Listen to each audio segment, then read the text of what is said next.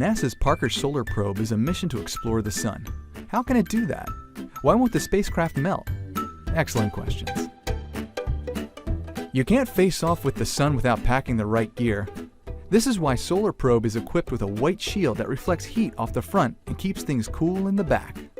The heat shield is made out of a couple of different materials.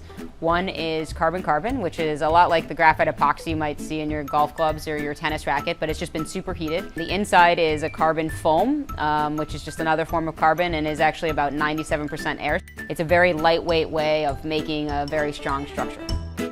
Nobody likes a needy explorer.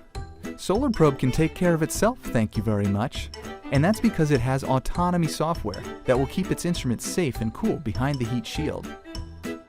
We're too far away to joystick it into place, so it basically has to always be sensing whether or not the heat shield is in the right position and correct itself if it isn't. There are these things called solar limb sensors that are just poking out at the very edge of the shadow, and if those get illuminated, the spacecraft knows, oh, I'm going the wrong direction, and can actually right itself.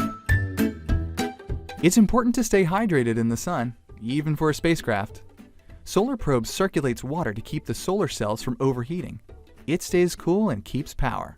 So basically, water flows behind the solar rays and into the radiators, and so the water warms up when it's behind the solar cells and then cools down up at the radiators, and so that heat transfer is happening a lot like the veins in your body. Yes, you read right. Heat is not the same as temperature. Temperature is a measurement, but heat is energy transfer. This matters because Solar Probe will be visiting the sun's outer layer, the corona. Like all stars, the sun is made of plasma. How tightly packed that plasma is depends on the layer. While the sun's corona has a very high temperature, the plasma particles are fairly spread out. So even though the temperature in the corona is 2 to 3 million degrees Fahrenheit, the heat around the spacecraft is manageable.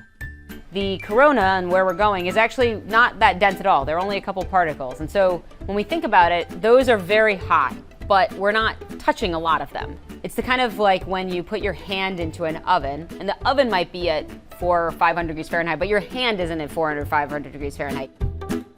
Thanks to its design and destination, this cool, confident spacecraft is all set to explore. We can just sit back and chill as Parker's Solar Probe takes the heat.